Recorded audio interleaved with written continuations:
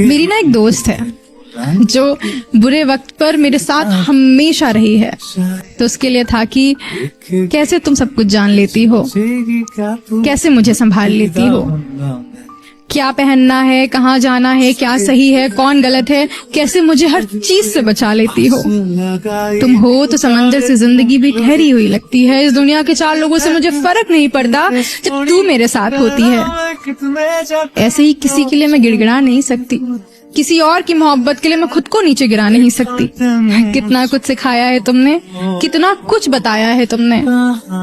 जब सब साथ छोड़ देते हैं मुझे वहां से उठाया है तुमने।